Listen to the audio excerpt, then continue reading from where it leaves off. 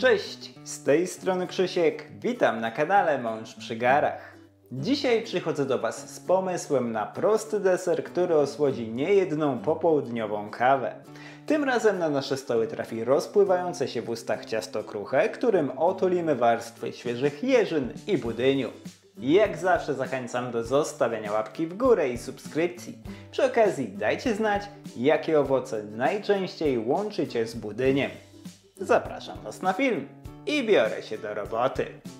Przygotowanie naszego deseru zaczynamy od ciasta kruchego. Do dużej miski wsypuję 300 g mąki pszennej, u mnie typ 500, 100 g drobnego białego cukru, płaską łyżeczkę proszku do pieczenia i niewielką szczyptę soli. Zawartość naczynia krótko mieszam przy pomocy rózgi, tylko do równego rozprowadzenia dodatków w mące. Po wymieszaniu składników suchych dodaję do nich 200 g pokrojonego w kostkę zimnego masła. Tłuszcz wcieram w mąkę do momentu, w którym całość zacznie przypominać konsystencją mokry piasek. W cieplejsze dni polecam użyć noża lub tak jak ja siekacza cukierniczego. W chłodniejsze bez problemu można zrobić to palcami. Trzeba tylko uważać, żeby nie ogrzać zbytnio masła.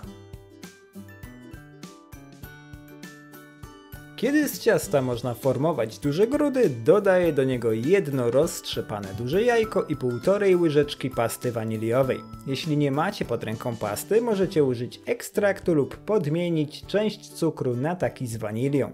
Zawartość miski krótko mieszam przy pomocy drewnianej łyżki, tylko do momentu aż ciasto wchłonie wilgoć. Wtedy odkładam łyżkę i zaczynam wyrabiać ciasto dłonią.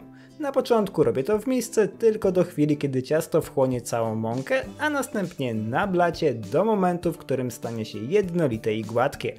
Nie zajmie to długo, około 2, maksymalnie 3 minuty powinny wystarczyć. Jeśli ciasto będzie się kleić do blatu, możecie je odrobinę podsypać mąką, ale uważajcie z jej ilością. Za dużo mąki może sprawić, że ciasto wyjdzie ciężkie. Po osiągnięciu odpowiedniej konsystencji formuję ciasto w niewielki walec, który wygodnie będzie ścierać na tarce. Następnie dzielę je na dwie części, mniej więcej w 2/3 długości. Oba kawałki owijam szczelnie folią spożywczą i odkładam do zamrażarki na około godzinę. Po godzinie wyciągam większą część ciasta z zamrażarki i ścieram je na tarce o grubych oczkach bezpośrednio do wyłożonej papierem do pieczenia blaszki o rozmiarze 18 na 28 cm. W trakcie ścierania staram się rozkładać wiórki w miarę równo po całej powierzchni formy, ale wiadomo, zawsze utworzą się jakieś góry i doliny, więc po starciu można wszystko wyrównać. Następnie ugniatam ciasto tak, żeby utworzyło równy, kruchy blat. Tak przygotowany spód nakłuwam gęsto widelcem na całej powierzchni. Pozwoli tu ulatniać się parze wodnej zbierającej się pod ciastem w trakcie pieczenia, dzięki czemu blat nie będzie pękał w trakcie podpiekania. Forma z tak przygotowanym spodem trafia jeszcze na około 15 minut do lodówki na czas rozgrzewania piekarnika. Po 15 minutach wkładam ciasto do piekarnika rozgrzanego do 180 stopni Celsjusza w funkcji góra-dół na 10 minut do uzyskania pięknego złotego koloru. Po upływie tego czasu wyjmuję formę z piekarnika, odstawiam ją do przestudzenia i biorę się za budyń.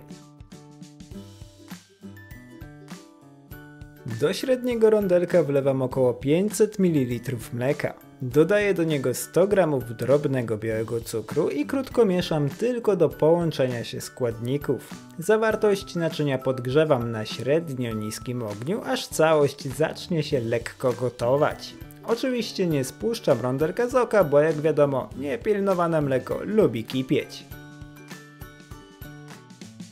W międzyczasie do pozostałych 250 ml mleka dodaję 2 opakowania budyniu śmietankowego bez cukru.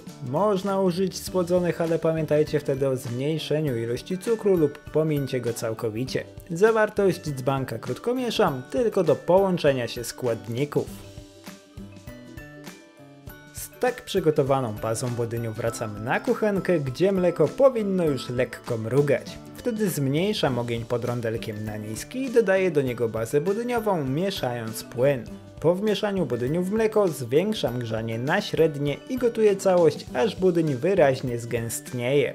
Oczywiście nie przerywajcie mieszania, jeśli to zrobicie, masa może się przypalić i nabrać nieprzyjemnego, gorzkiego smaku. Po osiągnięciu odpowiedniej konsystencji pozwalam budyniowi lekko zabulgotać i zdejmuję rondelek z ognia. Budyń na chwilę odstawiam i wracam do wystudzonego spodu. Wykładam na niego około pół kilograma jeżyn. Rozkładam je równą warstwą po całej powierzchni, tak żeby każdy kawałek gotowego ciasta zawierał po kilka owoców. Zamiast jeżyn możecie użyć innych, najlepiej kwaskowych owoców. Świetnie sprawdzą się maliny, porzeczki lub rabarbar. Wybierzcie to, co najbardziej wam pasuje. Na warstwę owoców wykładam budyń. Staram się rozłożyć go tak, żeby całkowicie przykrył jeżyny. Ważne jest, żeby robić to, póki budyń jest gorący. Jeśli za bardzo wystygnie, zestali się i bardzo ciężko będzie go rozprowadzić na owocach, więc tę część składania ciasta trzeba przeprowadzić sprawnie. Po wyłożeniu całego budyniu staram się go rozsmarować równą warstwą na owocach. Najlepiej robić to krótkimi, szybkimi ruchami, wtedy nie będzie się aż tak kleił do łyżki. Blaszkę na chwilę odstawiam i zajmuję się resztą ciasta kruchego. Wyjmuję je z zamrażarki i ścieram na tarce o grubych oczkach. Jeśli chcecie, możecie robić to bezpośrednio nad warstwą budyniu, ale wtedy ciężko będzie wyrównać wszelkie górki. Dlatego polecam wam użyć osobnego talerzyka, a następnie rozłożyć wiórki równo po całej powierzchni budyniu. Tak wyjdzie równiej i sprawiedliwiej. Tak przygotowane ciasto ponownie trafia do piekarnika rozgrzanego do 180 stopni Celsjusza w funkcji góra-dół na 40-45 minut, aż góra pięknie się zarumieni, a owoce zmiękną i lekko zagotują. Jeśli górę ciasta będzie zbyt szybko nabierać koloru, można przykryć ją kawałkiem papieru do pieczenia lub folii aluminiowej. Po 45 minutach wyjmuję ciasto z piekarnika i odstawiam w blaszce do całkowitego wystudzenia. Kiedy ciasto jest chłodne, pozostaje je już tylko ozdobić. U mnie w tej roli sprawdza się gruba warstwa cukru pudru, ale nic nie stoi na przeszkodzie, żeby oblać całość lukrem przygotowanym na bazie soku cytrynowego. Sami wybierzcie opcję, która bardziej wam odpowiada.